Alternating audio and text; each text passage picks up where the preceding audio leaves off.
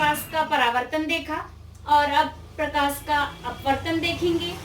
प्रकाश का अपवर्तन की परिभाषा, जब कोई प्रकाश किरण एक माध्यम से दूसरे माध्यम में प्रवेश करती है तो वह अपने मार्ग से कुछ विचलित हो जाती है, इसे प्रकाश का अपवर्तन कहते हैं। जैसे मैं यहाँ पर आपको दिखा रही हूँ कि जब हमने कहा कि जब कोई प्रकाश किरण, ये एक प्रकाश किरण है और इसको हम माध्यम M1 मान लेते हैं, ये माध्यम M2। ये माध्यम कैसे होंगे? पारदर्शी। क्यों? क्योंकि जब पारदर्शी माध्यम होगा तभी प्रकाश किरण जो है एक माध्यम से दूसरे माध्यम में प्रवेश करेगी। अन्यथा प्रकाश किरण जो है यदि ये अपारदर्शी सतह होगी तो ये प्रकाश किरण वापस उसी मार्ग से लौट जाएगी उसी माध्यम में, और वो तो प्रकाश का परावर्तन हो जाएगा। जैसे हमने पढ़ा था प्रकाश का परावर्तन, क्या पढ़ा था? जब कोई प्रकाश किरण किसी सतह से टकराती है उसके पश्चात वह वापस उसी माध्यम में लौट जाती है, इसे प्रकाश का परावर्तन कहते हैं। जबकि अपवर्तन में हम कह रहे हैं कि जब कोई प्रकाश किरण एक माध्यम से दूसरे माध्यम में प्रवेश करती है तो इसे सीधे ऐसे निकल जाना चाहिए था, इस प्रकार से। मान लीजिए कि मैंने यहाँ पर एक ये अभिलंब खींच दिया, अभिलंब यानी लंब रेखा, ये अभिलंब है, ठीक है, और ये आपतित किरण है। तो ये आपतित प्रकाश किरण को इस प्रकार सीधे निकलना चाहिए था, जैसे हमने परावर्तन में उसी सतह से टकरा के उधर ही निकल जाती है। तो ये उस सतह से तो वापस उसी माध्यम में तो लौट नहीं रही। ये पारदर्शी माध्यम था, मान लीजिए यहाँ पानी हो सकता है या यहाँ पे कोई कांच का टुकड़ा रखा हुआ हो सकता है, तो उसके अंदर वो प्रकाश जो है अंदर प्रवेश कर जाती है। तो जब प्रकाश किरण उसमें प्रवेश करती है तो अपने मार्ग से विचलित हो जाती है। उसे इस मार्ग से निकलना था, लेकिन वो कुछ इस प्रकार से विचलित हो गई, अपने मार्ग से हट जाती है, विचलित हो जाती है या अपने मार्ग से हट जाती है। तो इसे प्रकाश का अपवर्तन कहते हैं। अब ये प्रकाश का अपवर्तन विचलन जो है, ये जो है कभी ये प्रकाश किरण अभिलंब की ओर भी झुक सकती है और अभिलंब से दूर भी हट सकती है। इसका मार्ग जो ये है, इस मार्ग से की जगह ये और दूर जा सकती है। ये क्यों? ये किस पर डिपेंड करता है? उसके माध्यम पर डिपेंड करता है। ये जब प्रकाश किरण विरल माध्यम से सघन माध्यम में प्रवेश करती है तो वह अभिलंब की ओर झुक जाती है। इसके लिए अभी हम जब ग्लास स्लैब से अपवर्तन पढ़ेंगे तो उसमें भी हम अच्छे से समझ पाएंगे कि ये प्रकाश किरण, और इसका एक प्रैक्टिकल भी आपको करना होता है कि प्रकाश किरण जब विरल माध्यम से सघन माध्यम में, जैसे वायु जो है, वायु ये विरल माध्यम हो गया। मान लीजिए यहाँ पर मैं M1 मीडियम जो ले रहे हैं हम, ये मीडियम एयर ले है, M1 मीडियम जो है ये एयर, और M2 मीडियम दूसरा मीडियम जिसमें कि प्रकाश किरण प्रवेश कर रही है, वो या तो कांच है या पानी है। तो एयर की तुलना में, वायु की तुलना में, तो चाहे वो ग्लास हो यानी कांच हो तब भी वो सघन होगा, और पानी हो वह भी वायु की तुलना में सघन ही होगा। तो यहाँ पर जो है ये एयर है और मीडियम 2 जो ले रहे हैं यहाँ पे ग्लास या वाटर, जो भी ग्लास ले लिया हमने, सपोज कीजिए अभी कि यहाँ पे ये ग्लास है। तो जब ये एयर जो है ग्लास की तुलना में विरल माध्यम है, यहाँ पर ये माध्यम कैसा हो गया? विरल। और ग्लास कैसा हो गया? ये सघन माध्यम है। तो जब कोई प्रकाश किरण, इस प्रकार हम इसे लिख, ये क्योंकि 1 नंबर के क्वेश्चन में या खालिस्तान में ये चीज आती भी है कि जब कोई प्रकाश किरण,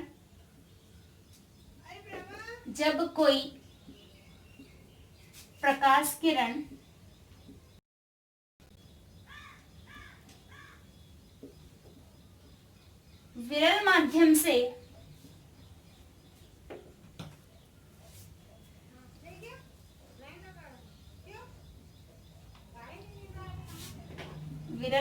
से सघन माध्यम में प्रवेश करती है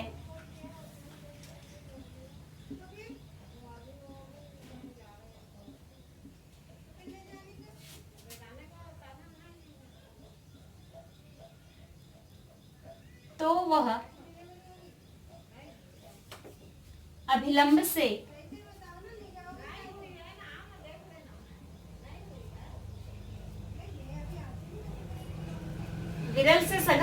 जाती है तो वह अभिलंब की ओर झुक जाती है, अभिलंब की ओर झुक जाती है।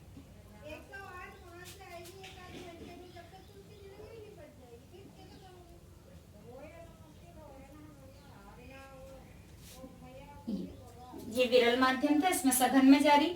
अब यहाँ पे देखिए इसे सीधे यहाँ निकलना था पर लेकिन वो अभिलंब की ओर झुक गई, जबकि जब कोई प्रकाश किरण सघन माध्यम से विरल माध्यम में प्रवेश करती है तो वह अभिलंब से दूर हट जाती है। और जब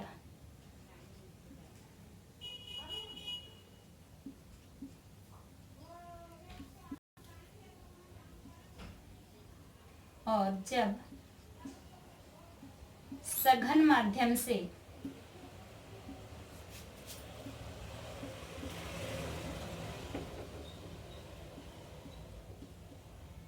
विरल माध्यम में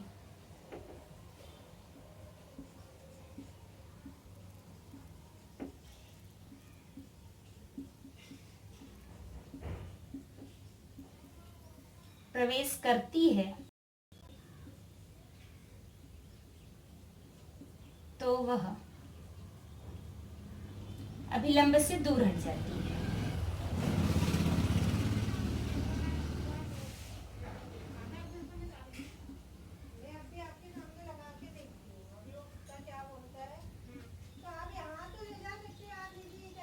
अभिलंब से दूर हट जाती है। हमने क्या कहा कि जब सघन माध्यम से विरल माध्यम में जाती है तो वह अभिलंब से दूर हट जाती है। अभी हमने कहा ग्लास है, ये कांच के, यहाँ पे कोई सिल्ली है, कोई पात्र रखा हुआ है कांच का, अब वो भी पारदर्शी है चूंकि कांच, तो उसमें से भी तो किरण आखिर बाहर निकलेगी, तो वो उस पारदर्शी माध्यम से जब वापस बाहर निकलेगी, जिसे हम क्लास स्लैब के एक उदाहरण अभी आपको समझाऊंगी, उसके माध्यम से समझाया जाएगा, तो तब यह अभिलंब की ओर जो अंदर की ओर झुक रही है, अंदर की ओर न झुककर यह अभिलंब से दूर हट जाती है।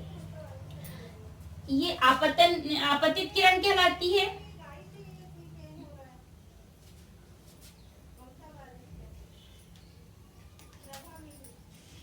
आपतित किरण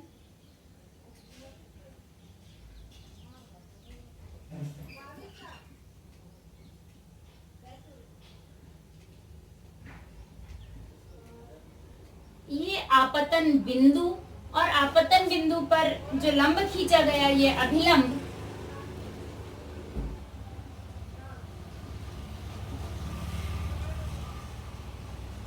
जो प्रकाश किरण मुड़ गई, अपने मार्ग से कुछ विचलित हो गई या अपने मार्ग से हट गई, यह किरण जो है ये अपवर्तित किरण कहलाती है। ये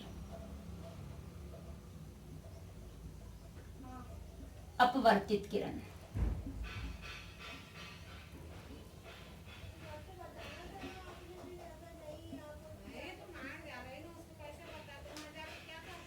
अपवर्तित किरण कहलाती है। इस प्रकार अब ये जो अपने मार्ग से इनका विचलन जो होता है, जो प्रकाश का अपवर्तन कहलाता है, इसका रीजन क्या है यह भी हमें मालूम होना चाहिए कि किस कारण वह अपने मार्ग से दूर हटती है। वास्तव में प्रकाश की चाल जो है, प्रकाश की गति जो है, वो अलग अलग माध्यम में अलग अलग होती है, भिन्न भिन्न होती है। माध्यम जितना विरल होगा प्रकाश की गति उतनी ही अधिक होगी। माध्यम जैसे जैसे जितना अधिक सघन होगा प्रकाश की गति उतनी ही धीमी होती चली जाती है।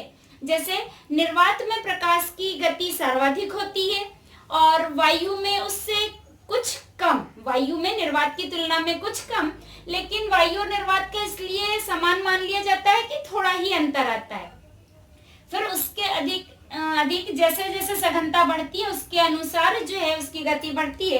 वायु या निर्वात में इसकी गति जो है, प्रकाश की गति निर्वात में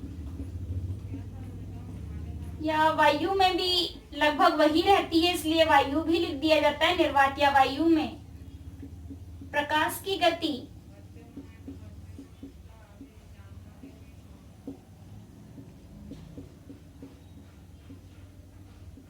3 × 10⁸ मीटर पर सेकेंड होती है। ये प्रकाश की गति निर्वात में सबसे कम, वायु में इसकी तुलना में कुछ अधिक, पर वायु में भी यही मान लिया जाता है क्योंकि बहुत कम अंतर आता है इसलिए।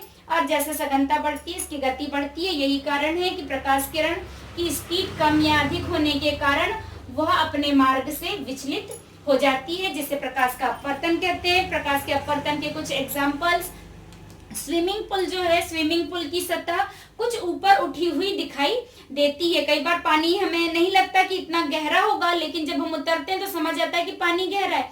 क्यों? हमें बाहर से वो ऊपर क्यों दिखाई दे रही? क्योंकि जो प्रकाश किरण है जो स्विमिंग पूल के अंदर पड़ रही है, अब पानी के अंदर जैसे ही प्रवेश कर रही है उसकी क्या हो गई? धीमी हो गई, तो वो सीधी ने जाके कुछ टर्न हो जाती है, अभिलंब की ओर झुक जाती है, जिसके कारण उसकी सतह जो है ऊपर उठी हुई दिखाई देती है। इसी प्रकार से ये सेकंड एग्जांपल आप घर में करके देख सकते हैं कि पानी में आंशिक रूप से डूबी हुई पेंसिल मुड़ी हुई दिखाई देती है। आंशिक रूप से यानी आधे पानी जो लिया है और उसमें पेंसिल को आधा यदि डुबा के रखा है, तो आप उसको अलग अलग एंगल से जैसे देखेंगे तो आपको पेंसिल मुड़ी हुई दिखाई देगी। क्यों? क्योंकि प्रकाश किरण गई पहले तो जो पानी के अंदर गई वो अपने मार्ग से जो विचलित हुई तो अभिलंब की ओर झुकी, फिर सघन माध्यम से वापस वो ये, क्योंकि उसके बाद में नीचे अपारदर्शी माध्यम आएगा। मान लीजिए कि किसी बाउल के अंदर आपने पेंसिल रखी है और वो बाउल किसी फर्श पे रखा हुआ है, तो फर्श तो अपारदर्शी माध्यम है, तो उसके बाद तो वो प्रकाश किरण वापस बाहर नहीं निकलनी है। यदि आपके वो ग्लास जो है नीचे है, ग्लास या बाउल जो है, तब तो वो प्रकाश किरण बाहर निकलेगी, अन्यथा वापस लौटेगी। तो चाहे वो वापस लौटे या वो बाहर निकले, तब भी हर बार वो मार्ग अपना परिवर्तित करेगी, सघन से विरल में, या नीचे फर्श पे रखी हुई है तो नीचे जो है अपारदर्शी माध्यम के कारण जब वापस वो टर्न होती है तो सघन से फिर विरल में जब आती है तो वो प्रकाश किरण पुनः अपने मार्ग से विचलित होती है। यही कारण है कि वह अपने स्थान से कुछ मुड़ी हुई दिखाई देती है। ये पेंसिल या पेन जो भी डालें, क्योंकि प्रकाश किरण जब जाके टकरा के पानी पर टकराई, ये सघन माध्यम में प्रवेश की, उसकी स्पीड कम हुई तो अभिलंब की ओर झुकी। उसके बाद में वो प्रकाश किरण, चूंकि अभी हाथ में पकड़ा हुआ है मैंने, इसलिए बाहर निकलेगी, तब भी वही होगा। या हम दूसरी ओर से जब देख रहे हैं तो इस प्रकार से जब किसी अपारदर्शी माध्यम पे रखा हुआ है तो अब प्रकाश किरण इससे बाहर इस पे जाके नहीं टकरा पाएगी, इसलिए वो जैसे ही वापस जब लौटती है तो हम जब इसको जिस एंगल से देख रहे हैं, जैसे मुझे यहाँ से बराबर दिखाई दे रहा है कि ये जो है वो कुछ मुड़ी हुई दिखाई देती है, सतह से कुछ मुड़ी हुई दिखाई दे रही है। यहाँ पे दूसरी एक और, क्योंकि अब पुनः उसने अपना मार्ग परिवर्तित किया, इसलिए यहाँ पे आप देख सकते हैं कि वो अपने मार्ग से ऊपर, अपने तल से ऊपर उठी हुई दिखाई देती है। इसी प्रकार एक बाउल में यदि हम एक कॉइन डालें तो वह भी सतह से कुछ ऊपर उठा हुआ दिखाई देता है। पानी डालकर थोड़े दूर से हम इस प्रकार से देखें तो वो प्रकाश के अपवर्तन के कारण वह सिक्का जो है ऊपर और तली से ऊपर उठा हुआ दिखाई देता है। या नींबू जो है, नींबू को कांच के बाउल में या गिलास में डालने पर यह कुछ बड़ा दिखाई देता है, या कांच का बाउल, या इसमें मैं यहाँ पे देखिए आप इस प्रकार से ये नींबू है, या आप इसका साइज देख रहे हैं।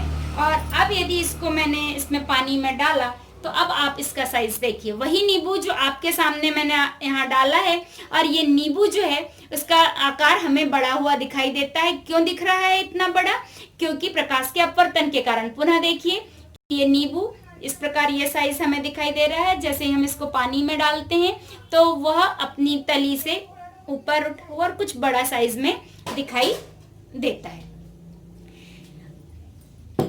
नेक्स्ट है कि पुस्तक के अक्षर ग्लास स्लैब से देखने पर बड़े दिखाई देते हैं। जैसे ये एक पुस्तक है मान लीजिए, या एक कॉपी मैं आपको दिखा रही हूँ। इस कॉपी में एक ग्लास स्लैब यानी कांच का गुटका, ये कांच, पारदर्शी कांच का ये जो गुटका है, और इसको यदि हम इस पे रखें तो अक्षर बड़े दिखाई देते हैं। आप यहाँ पे देखिएगा कि ये यहाँ के अक्षर और इन अक्षरों में आपको कुछ अंतर दिखाई देगा कि जहाँ पे ग्लास रखा हुआ है उसके अक्षर कुछ बड़े और ज़्यादा स्पष्ट दिखाई देते हैं, उसके साइड के अक्षर जो हैं वो उसकी तुलना में कुछ छोटे दिखाई देते हैं। तो इस प्रकार से ये प्रकाश के अपवर्तन के कुछ एग्जाम्पल थे।